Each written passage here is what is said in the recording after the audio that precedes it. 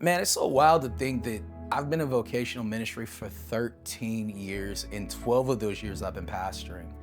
And it's been so beautiful, and I really believe it's been the grace of God that has allowed me to work with a lot of different kinds of people, people of different ethnicities, genders, cultures, backgrounds, different generations, different upbringings. The list goes on and on. But what I've seen commonly amongst all these different people that I've had the God-given opportunity to work with is that there tends to be an unhealthy relationship with either work or with rest.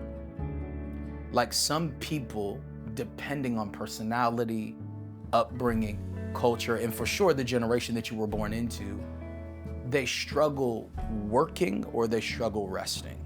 Either they overwork or they over-rest. And something that's intriguing is that what I recognize in a lot of young people is they are actually calling rest something that it's not biblically. Their description of rest is not working 3 or 4 days a week. And I would submit that biblically that's probably more of apathy, laziness, or slothfulness. And I think even the way that we view work is we view it through the perspective of work is something to be saved from rather than something that God has saved me to and saved me for. And this is actually pagan ideology. When you actually study other accounts of creation, when you look at other historical narratives of how creation took place, what you'll recognize is that there's a common thread. That common thread is that the gods, plural, decided to create humans to do work on earth that they didn't want to do. And that's how many believers view work. Work isn't something that we want to do. It's not something that we enjoy. It's not something that we like. It's not something that we believe brings fulfillment or satisfaction. It's actually work. It's something to be avoided, something to run from, and something that we don't want to do. But do you know what you see in the very beginning in Genesis chapter 1? What is God doing? Working. Now, in Genesis chapter 1, we see that God creates the heavens and the earth. There's a 6-day process of him creating. In Genesis chapter 2, he references his creation as work.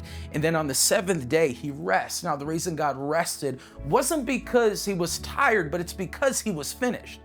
And what we see even more so is that in 6 days of creating, God looks and measures what he does and says that his work is good. And then he creates Adam. And what does he do with Adam? He puts him to work. Gives Adam a job. He puts Adam to work.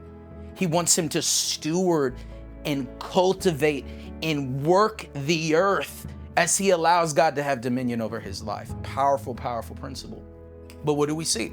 We see sin comes into the picture, which means what? The design of God is now fractured. The relationship with work is now fractured. And the relationship with rest is now fractured, which means we need to be redeemed in the way that we view work and in the way that we view rest.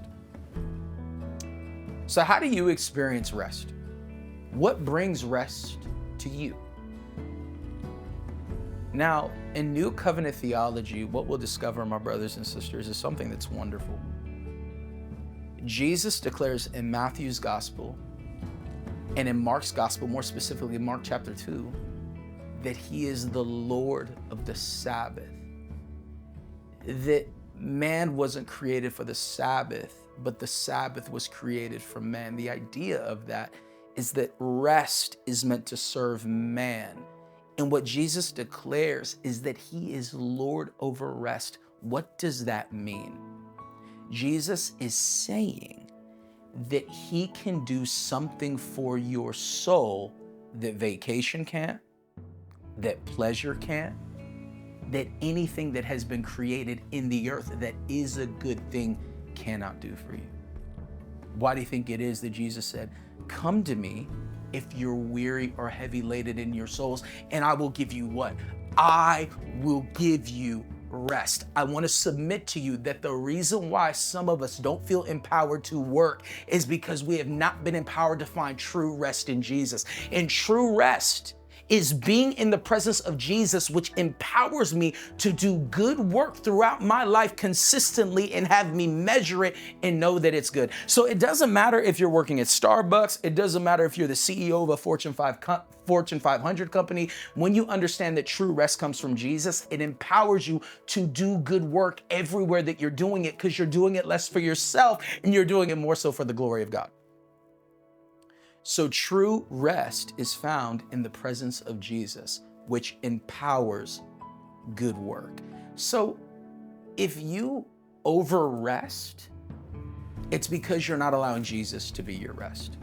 You should be working consistently and producing consistently and measuring good work and finding rest in who the person of Jesus is. Jesus is our Sabbath. Jesus is our rest. Now, I'm not saying that you can't go on vacation. You better go on vacation. Am I not saying that you can't enjoy your hobbies? You better enjoy your hobbies. I love bass fishing. I love golfing. I love all those different things, but those things cannot do for me what Jesus can. He is the rest for the mind. He is the rest for the emotions. He's the rest for the will. Jesus is the Lord of our rest. And from that revelation, I'm empowered to do good works under the glory of God. And then what's the end goal? That they will see our good work and glorify our Father who is in heaven. That's when you're winning.